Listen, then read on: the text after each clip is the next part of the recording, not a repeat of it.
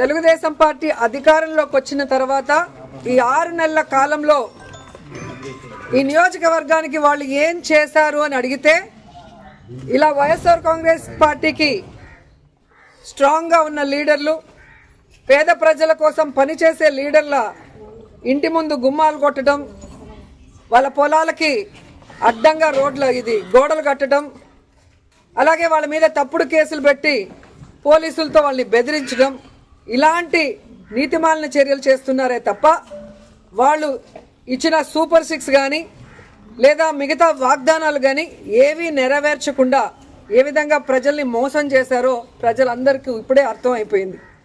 కానీ దురదృష్టం ఏంటంటే ఈ పంచాయతీలో తాగే నీళ్ల దగ్గర నుంచి ప్రజలకి అన్నీ అందుబాటులోకి తీసుకొచ్చే సచివాలయం, ఆర్బీకే సెంటర్ అన్నీ కూడా ఇక్కడ లీడర్లు వాళ్ళ ల్యాండ్ ఇచ్చి కట్టించి ప్రజలకు అన్ని అందుబాటులోకి తీసుకొచ్చారు.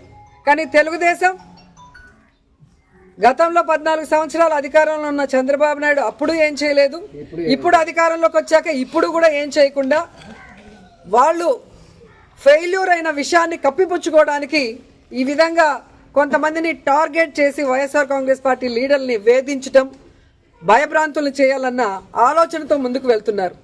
వాళ్ళు అర్థం చేసుకోవాల్సింది ఒక్కటే, మా నాయకుడు జగన్మోహన్ రెడ్డి గారు భయం అనేది ఆయన బ్లడ్లో లేదు.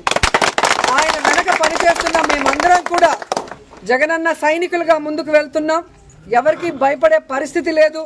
ఎందుకంటే వైఎస్ఆర్ కాంగ్రెస్ పార్టీలో మేము ఎవరు తప్పు చేయలేదు. 5 ఏళ్ళు కూడా ప్రజలకి మంచే చేశాం, నియోజకవర్గాలన్నీ అభివృద్ధి చేశాం.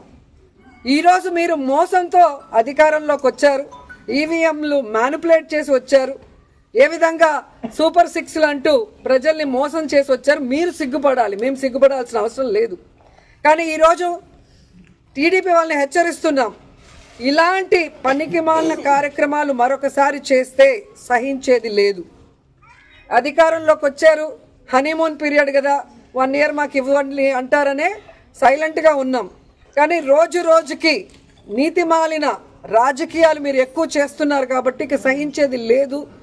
మేము మా వాళ్ళకి ఎవరికి ప్రాబ్లం చేసినా కూడా ఒక యూనిటీగా మిమ్మల్ని ఎదుర్కొంటామని కూడా ఈ సందర్భంగా తెలియజేసుకుంటున్నాం.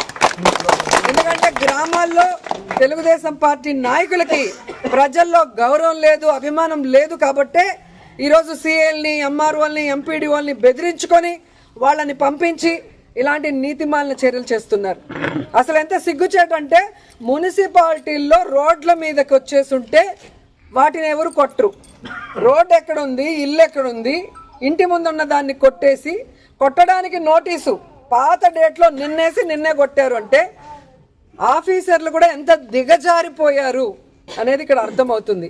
సో ఆఫీసర్లను కూడా హెచ్చరిస్తున్నా, ఇదే విధంగా కనుక మీరు తెలుగుదేశం పార్టీ చెప్పింది ప్రెషర్ అని చెప్పి పనికి మాలిన పనులు చేస్తే మీ మీద హెరాస్మెంట్ కేసులు, ప్రైవేట్ కేసులు వేస్తాము. ప్రతి ఒక్కటి మా దగ్గర మీ మాట్లాడింది, మీరు ఇక్కడికి వచ్చి మీరు బిహేవ్ చేసింది, మీరు ఆ నోటీస్ అతికిచ్చిన డేటు, టైము అన్నీ కూడా మా దగ్గర ఉన్నాయి.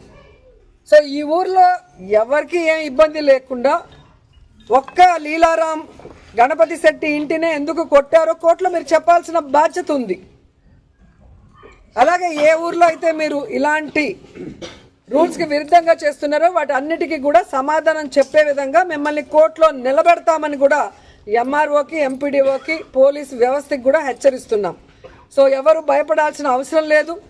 వైఎస్ఆర్ కాంగ్రెస్ పార్టీ లీడర్స్కి, కార్యకర్తలకి జగనన్న, మన జిల్లా అధ్యక్షుడు కరుణాకర్ రెడ్డి గారు, నియోజకవర్గం నుంచి నేను ఎప్పుడూ అందుబాటులో ఉంటాం. మీకోసం ఫైట్ చేయడానికి, ఎవరితో అయినా ఫైట్ చేయడానికి, ఎంత దూరం ఫైట్ చేయడానికన్నా కూడా మేము రెడీగా ఉన్నాం. మిమ్మల్ని కాపాడుకోవడానికి మేము ఎప్పుడు మీ వెన్నంటి ఉంటామని కూడా తెలియజేసుకుంటున్నాం.